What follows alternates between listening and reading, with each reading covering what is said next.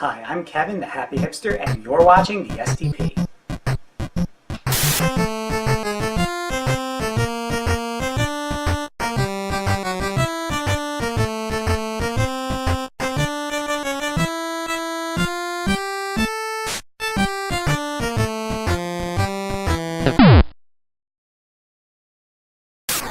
After having rebooted my show recently, you may have been wondering what happened to my co-host, Ichigo.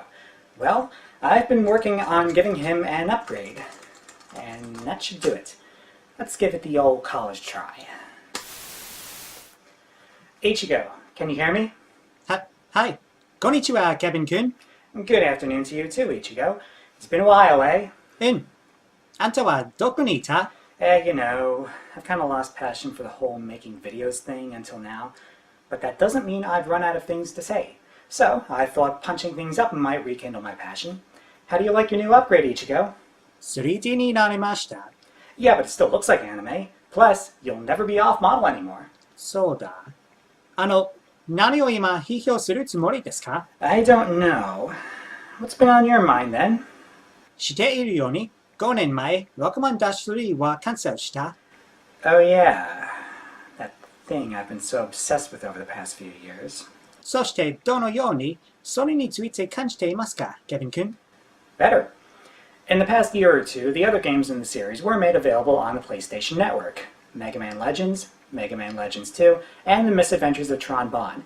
And I, for one, bought all three faster than you can say something related to Mega Man. I got them as soon as I could. しかし、これらのゲームはどのように良いですか? Aha, that's the question. The question which segues right into my review. Ladies and gentlemen, this is Mega Man Legends. As three-dimensional graphics became cost-effective in the mid-1990s, the video game characters we knew and loved from the time evolved to adapt to it, with varying results. Mario did it with Super Mario 64, and it was good. Sonic did it with Sonic R, and it was bad. Bubsy the Bobcat did it with Bubsy 3D, and oh dear Neptune, don't even go there!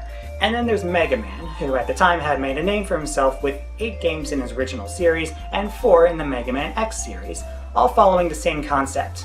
Run and gun through 8 levels in any order, taking weapons from the bosses, and using them to exploit other bosses' weaknesses. So along comes Mega Man Legends, and in the transition to 3 dimensions, it takes great liberties with this formula. Do these changes work in its favor, and more importantly, does the gameplay survive the jump to 3D? The first thing you should know about Mega Man Legends, in comparison to other corners of the Mega Man universe, is that it places a heavier emphasis on story. Mega Man Legends takes place in a flooded world reduced to assorted islands. 風のタクトようなね。 Now there's the thought. Sky pirates travel among these islands in airships, collecting oversized gems called refractors from underground ruins. Our hero and player character is one such digger, Mega Man Volnut. Basically, he's like Indiana Jones as filtered through a shonen robopunk anime. He flies about with his sister and spotter, Roll Casket, and her grandfather, Barrel, on a ship called the Flutter. After a tutorial level, the Flutter crash lands on Catalog's Island, where Mega Man and Roll set out to find refractors and other parts to fix their ship. The plot alternates between this scavenger hunt and their exploits against a family of ne'er-do-well pirates known as the Bonds, consisting of Miss Tron, her older brother Teasel, a giant robot baby named Bomb, and a legion of 40 Servbots. Picture these Servbots as the minions from Despicable Me crossed with LEGO minifigures. つまり、とても可愛いね。 I'm with you there, Ichigo. And given the story I just described and the gameplay's adherence to it, Legends dispenses with the traditional Mega Man structure. Indeed, the only thing linking it to the other series is that its main character is, in the words of Brendlefloss, I got a motherfucking gun for a head. Certain conventions of the original series do reappear in spirit, however. In addition to the traditional Buster Gun, you can use special weapons, but instead of picking them up from bosses, you have to find junk items in the over- and underworlds, and get Roll to craft weapons from them. However, you must also return to Roll if you ever want to switch your special weapon, so this link to the original series where you could swap weapons at any time shows its cracks upon inspection. On top of that, both the Buster and all special weapons can be upgraded by finding or buying parts to enhance their attributes, in a bout of RPG elements. Now I don't know about you, but it's a little known fact of mine that you can entice me to play any old thing by working in RPG elements. However, that's no guarantee that the gameplay itself is any fun. Megaman Legends was first released in 1997 for Japan, so it predates the analog DualShock controller. As such, you'll have to use the D-pad to move forward, backward, and to the sides. To change direction, hold the L1 or R1 buttons to turn. There is an option to have the D-pad turn and the shoulder buttons strafe instead, but that's it for control customization. Yeah, it's a weird control scheme, and the handling of these controls can be a bit stiff, but honestly, I got used to it rather quickly. I like how the camera moves only when you turn, as opposed to automatic camera movement, which, as a rule, lacks precision, never looks in the direction you want to, and it's just one more thing to wrestle with. Plus, the setup makes circle strafing a breeze, and believe you me, you're going to be doing a lot of it. Manual aiming is handled by holding R2, although there is a degree of auto-aim to help you out if you turn it on. You'll want it on too, because you can't move while holding the manual aim button. You know, all things considered, the control scheme is kind of an elegant solution given the limitations at hand. But since both the Nintendo 64 and Sega Saturn had analog stick controllers at the time, it's hard to take this on its own merits. But taking things on their own merits is what I must do as a critic. So let's move on to the game's scale. Color me unimpressed. You've got the one overworld, Catalog's Island, from which you can find entrances to 4 main ruins, plus another set of ruins which, despite lacking bosses or plot coupons, holds useful treasures and can be entered from all over the island.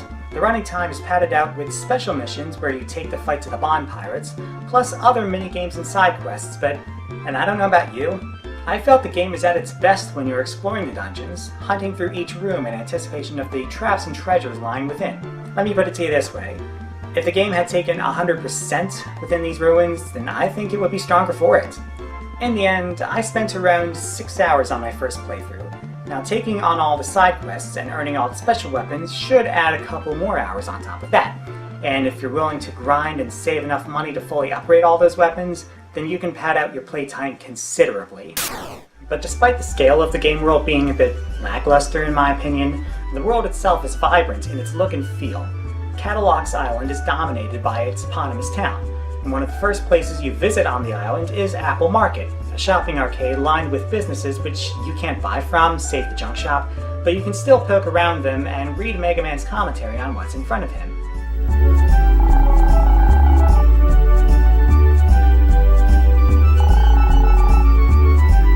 The joke's on him, those are just regular old Newsweek someone dragged around in the mud. But seriously though, all this flavor text brings the world of Catalog's Island to life. So do the character designs, especially those of Mega Man, Roll, and the Bonds, which are well suited to both the styles and technical capabilities of the time. And then there's the voice acting. It's not spectacular or anything, but it's not boring either. Many of the actors on hand do try to wring out at least some emotion that matches the actions of their characters, which is more than I can say for other games of its time. That was too close. You were almost a Jill sandwich. For example. It's funny, I went into this review with the mindset that Mega Man Legends was good but not great, but the more I scrutinized my sticking points, the less valid they became. Maybe the control scheme is the best you can manage with just a D-pad. Maybe there is a meaty, engaging experience to be found in unlocking and upgrading all the special weapons. I guess to be fair, I'm basing most of my criticism against this game based on its sequel, but that's a review for another day. Until then, Mega Man Legends scores 75% of B-. This is Kevin with Ichigo. 君は反対だ